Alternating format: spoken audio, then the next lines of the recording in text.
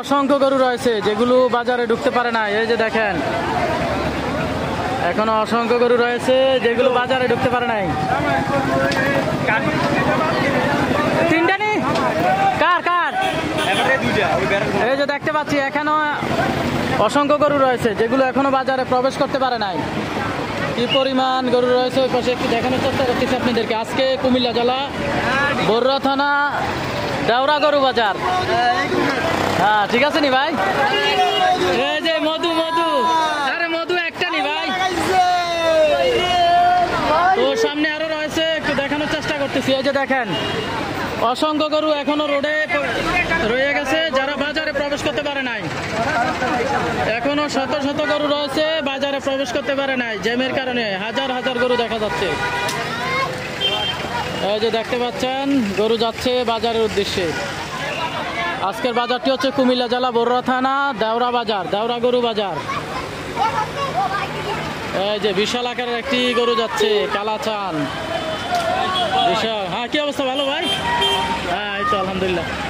আমরা দেখতে পাচ্ছি বিশাল আকারের একটি গরু যাচ্ছে। এই তো বিশাল আকারের একটি গরু দেখা যাচ্ছে কালাচান। তো আপনাদেরকে দেখ গরু রয়েছে যেগুলো এখনো বাজারে প্রবেশ করতে পারে নাই।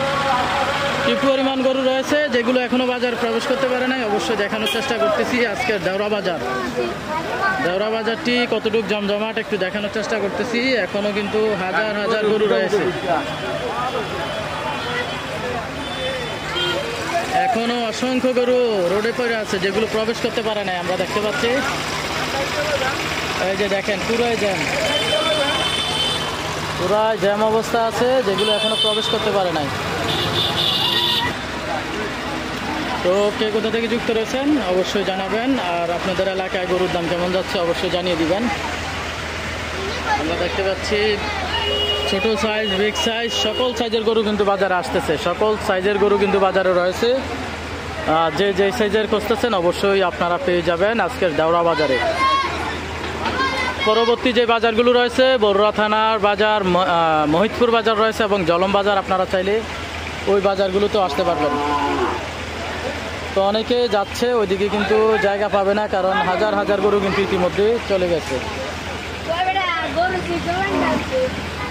এই যে দেখেন কি পরিমাণ ভিড় আজকের বাজারে, কি পরিমাণ ভিড়, শত শত গরু এখনো রোডে।